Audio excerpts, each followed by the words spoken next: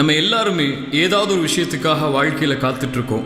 சிலர் நல்ல வருமானத்துக்காக, சிலர் நல்ல மனைவிக்காக, சிலர் குழந்தைகளுக்காக, இன்னும் சிலர் இல்லை பலரே வாழ்க்கையில் நிம்மதிக்காக. நமக்கு தெரியும் இதெல்லாம் இறைவனுடைய நாட்டத்தோடு அவன் ஆடுற தான் நடக்கும்னு சொல்லி. ஆனால் எல்லாருக்கும் இருக்கக்கூடிய கேள்வி என்ன தெரியுமா? ஏன் இவ்வளவு காலம் ஆகுதுங்கிறது தான். இறைவனை நம்பிக்கை கொண்டு இருக்கக்கூடிய நம்ம எல்லாருமே அவன் நமக்காக அமைத்திருக்கக்கூடிய நேரம் காலம் மேலே மட்டும் நம்பிக்கை இல்லாமல் இருக்கும். இல்லைன்னா சில விஷயங்கள் கிடைக்க நமக்கு ஆகக்கூடிய நேரம் நம்மளை துவலை செய்யாது, கவலை அடைய செய்யாது. இறைவசனம் ஒன்று சொல்லுது, நீங்கள் ஒரு விஷயத்தை விருப்பீங்க, அது உங்களுக்கு சிறந்ததாக இருக்கும். நீங்கள் ஒரு விஷயத்தை நல்லதுன்னு நினைப்பீங்க, அது உங்களுக்கு தீயதாக இருக்கும். இறைவன் தான் அறிந்தவன், நீங்கள் அறியாதவர்கள் தான். ஆமாம், இறைவனுக்கு தான் தெரியும், நமக்கு எதுவுமே தெரியாது. அவனுக்கு தான் தெரியும் நம்ம வாழ்க்கையில் யாரை துணையாக்கணும்னு சொல்லி. அவனுக்கு தான் தெரியும் நம்ம வாழ்க்கையில் ஏற்பட்ட கஷ்டம், கவலை, நோய் எப்போ நம்மளை விட்டு போகணும்னு சொல்லி. நம்ம புரிஞ்சிக்க வேண்டியது எல்லாமே எல்லாம் சரியான நேரத்தில் இறைவன் நாடுறபடி நடக்குங்கிற விஷயத்தை மட்டும்தான். சோகமாக காத்திருப்பதற்கு பதிலாக தூதர் சொன்ன இந்த வார்த்தையை ஒரு முறை உணர்ந்து சொல்லி பாருங்க. இறைவா, என் உச்சி முடி உன் கரத்தில் இருக்கு. இறைவனுக்கு தான் தெரியும் நம்மளை எப்போ சிரிக்க வைக்கணும்னு சொல்லி, நம்மளை எப்போ அழ வைக்கணும்னு சொல்லி, நமக்கு எதை கொடுக்கணும் எதை கொடுக்கக்கூடாதுன்னு சொல்லி அவனுக்கு மட்டும்தான் தெரியும். காலம் வர்ற வரைக்கும் காத்திருக்கணும். தூதருடைய வாழ்க்கையில் நடந்த ஒரு விஷயத்தை சொன்னால் நமக்கு தெளிவாக புரியும். மக்காவை நோக்கி 6 வருஷத்துக்கு பிறகு தூதரும் அவர்களுடைய தோழர்களும் உம்ரா என்ற இறை வணக்கத்தை நிறைவேற்றுறதுக்காக புறப்பட்டு போகிறாங்க.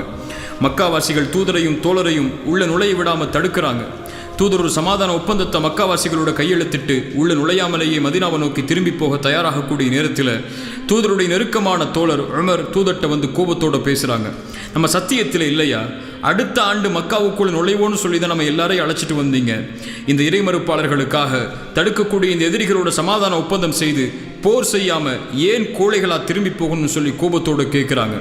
தூதர் உணர்ந்ததெல்லாம் இந்த ஆண்டு மக்காவுக்குள்ள நுழைகிறது சரியில்லைன்னு இறைவன் நாடி இருக்கிறான். அவன் வாக்களிச்சிருக்கான் மக்காவுடைய வெற்றிக்கு. காலம் வர்ற வரைக்கும் பொறுமையோடு காத்திருக்குங்கிற விஷயத்தை மட்டும்தான். ஒரு சில ஆண்டுகள் தான் மக்காவுடைய வெற்றியை தூதருக்கு இறைவன் கொடுக்குறான். உமர் தான் அவசரப்பட்ட அந்த காரியத்தை நினைச்சு தான் வாழ்நாள் முழுக்க கவலைப்படுறாரு. இந்த இறைவசனம் ஒன்றை புரிஞ்சுக்கிட்டா போதும், சிரமத்தோட இன்பம் என்பதும் சேர்ந்து வரும். கஷ்டம் யாருக்குங்க இல்லை இந்த உலகத்தில்? இறைவாக்கு ஒன்று தான், கஷ்டத்துக்கு பிறகு இன்பம் இருக்குது. ஒரு இரவுல கஷ்டம் இருந்துச்சுன்னா மறுநாள் காலையில் சந்தோஷம் இருக்கும். நம்ம கழிக்க வேண்டியது அந்த இரவை தான். கஷ்டம் வந்ததும் துவண்டு உட்காராம இன்பத்தை நோக்கி நடைபயணத்தை மேற்கொள்ளணும்.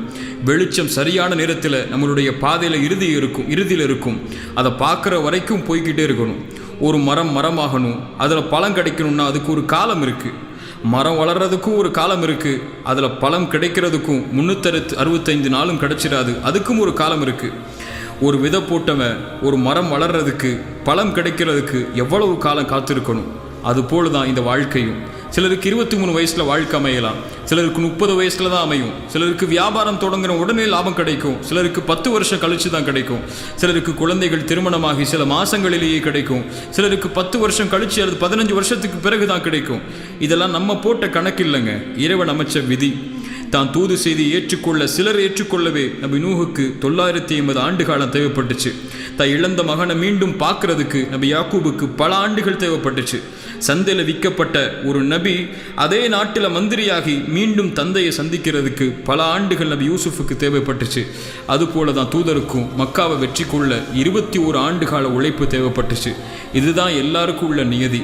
வாழ்க்கையில் ஒன்று கிடைக்கலன்னா நடக்கலன்னா துவண்டு உட்காராம கிடைக்காதது நமக்கு சிறந்ததில்லை, அமையாத நேரம் நமக்கு சரியான நேரம் இல்லைங்கிற விஷயத்தை மட்டும் மனசில் வச்சுக்கணும். ஒரு பெண்ணை திருமணம் செய்ய ஆசைப்பட்டிருப்போம், அது நடக்காமல் போயிருக்கும்.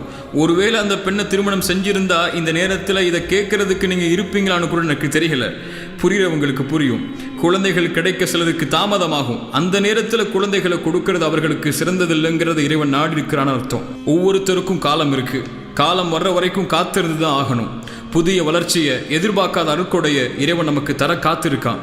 நம்மளுடைய வாழ்க்கையை அடுத்த தரத்துக்கு எப்போ உயர்த்திட்டு போகணும்னு அவனுக்கு தெரியும்.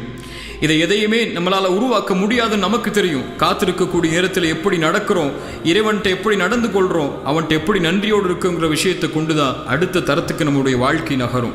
உண்மை என்னன்னா, நம்ம யாருமே இதை புரிஞ்சிக்காம காத்திருக்கக்கூடிய நேரத்தில் அவசரப்படுறோம், பொறுமை இழக்கிறோம், நொடிஞ்சு போகிறோம், கவலை அடைகிறோம்.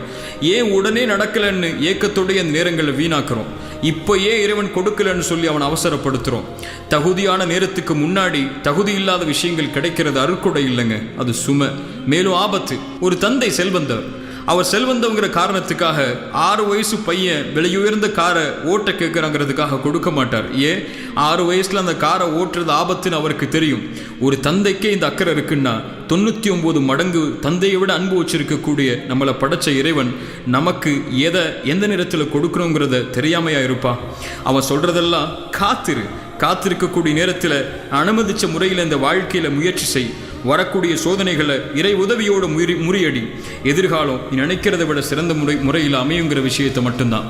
இந்த உலகத்தில் 2 மனுஷங்க இருக்கிறாங்க. சோதனைகளுடைய காலத்தில் காத்திருக்காம அவசரப்பட்டு உடனே சோதனைகள் நீங்கணும்னு சொல்லி இறை கட்டளைக்கு மாறுபட்டு மேலும் சோதனைகளில் சிக்கி கவலை ஏற்பட்டு இறைவனையை குறை சொல்லக்கூடிய மக்கள் ஒருபுறம், சோதனைகள் வரும்போது தன்னாலான முயற்சியை செய்து பொறுமையை கடைபிடித்து இறை கட்டளைக்கு கட்டுப்பட்டு நல்ல குணங்களோடு நடந்து கொண்டு இறைவன்ட்ட, இறைவா உனக்கு தெரியும் என் வாழ்க்கையுடைய பாதை, நீ என்னை கண்காணிக்கிற, என் ஒவ்வொரு எட்டும் உனக்கு தெரியும், நான் முயற்சி செய்கிற, எனக்கு நீ நியமிச்ச நேரத்தை காலத்தை எதிர்பார்க்கிற, நீ விரும்புறத கொடு இறைவா, விரும்பாததற்கு காத்திருக்கிறேன்னு சொல்லக்கூடிய கூட்டம் இன்னொரு புறம். இதில் எந்த கூட்டத்தில் நம்ம இருக்கோங்கிற கேள்விதான் இந்த நேரத்தில் நமக்கு தேவை.